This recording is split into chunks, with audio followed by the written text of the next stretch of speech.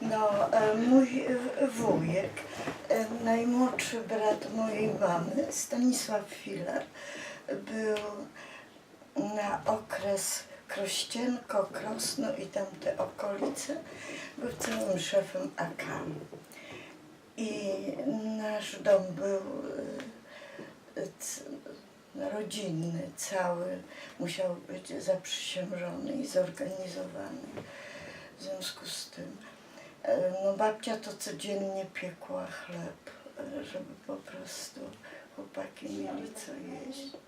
To przychodzili nocą z plecakami i zabierali. Natomiast wujek był po szkole tkackiej. To jest taka szkoła w Krośnie, która była przystosowana do fabryki lnianki i uczyła tkać i w ogóle średnia szkoła.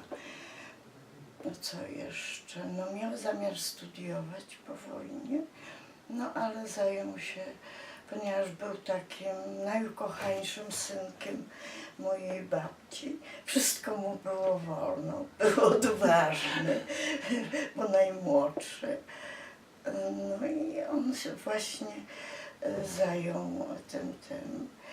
To jeszcze jak rozbieraliśmy stary dom, ja byłam w 7. klasie, to na strychu po prostu było tak dużo tych opasek AK, że nocą rodzice to palili, bo jeszcze się bali.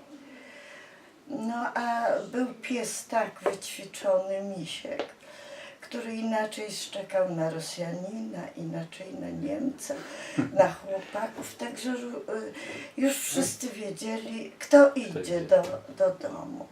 No a wujek zginął bardzo tak,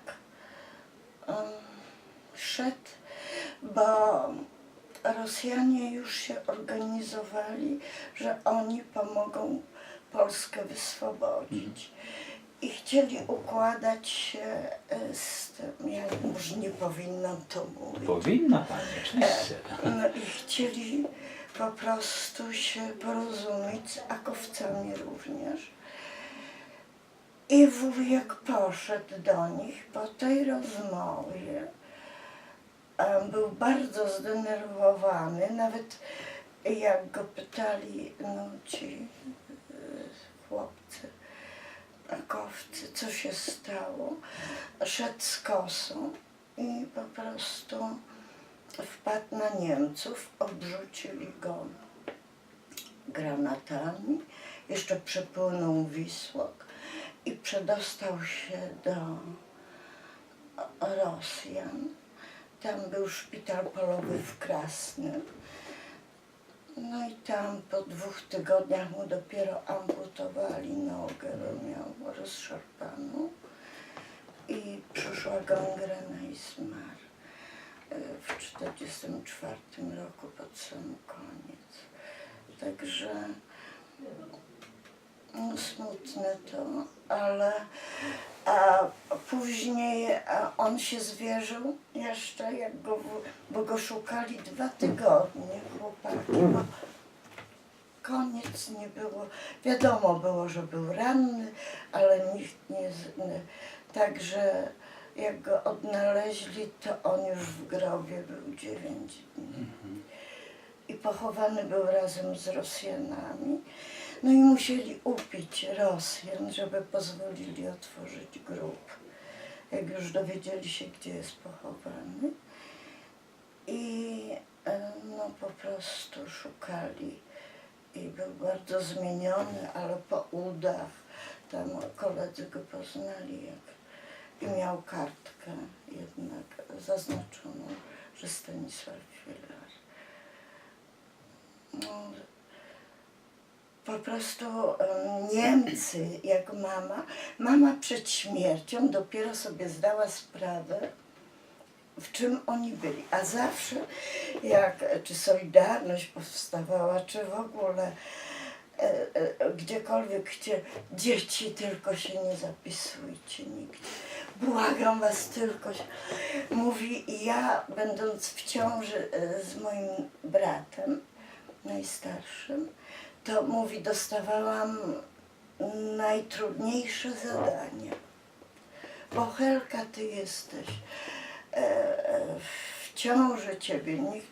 I mówi, taki pakiet mi dali do bezrękawnika, miałam przenieść przez lotnisko i spotkać się tam z jakimś człowiekiem, deżakowcem. Mówi, tylko stąpnęłam na lotnisko, już halt Niemcy, a oni mi kazali zjeść, a ja nie mogłam śliny przełknąć, to nie było ani czasu, ani mowy. No ale jakoś bardzo tam rozmawiała, bo też niemiecki troszeczkę znała i wujek perfekt po niemiecku umiał i po rosyjsku. No i rozmówiła się, że idzie po pomoc dla mamy i ją przepuścili. Drugi raz miała takie zadanie, że musiała się spotkać w Krośnie i też jakieś dokumenty przekazać.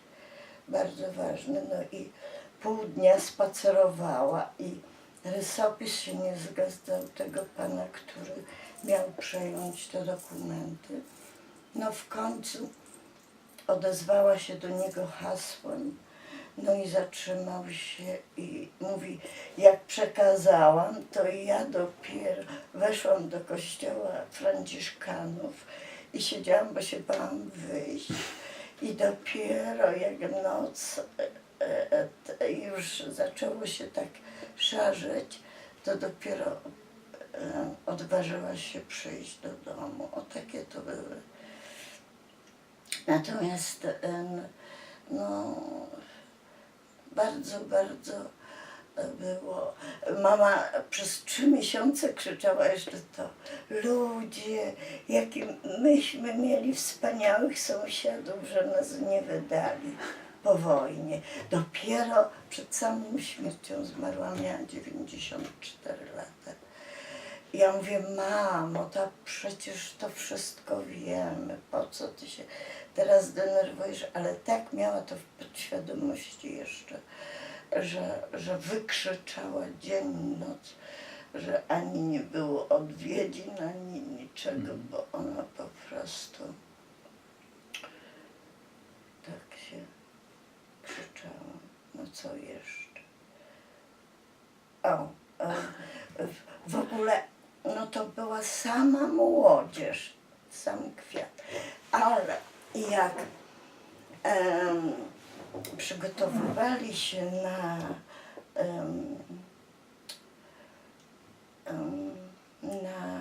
taką bitwę za Duklą, Boże, czego ja sobie nie... Ja w ogóle zapomniałam. Naprawdę. Więc wszyscy stacjonowali u nas, bo był dom taki przyzwoity, Czesi i Helena, tak po prostu tak strasznie, bo wiedzieli, że to będzie bitwa na śmierć i życie, bo mieli zdobyć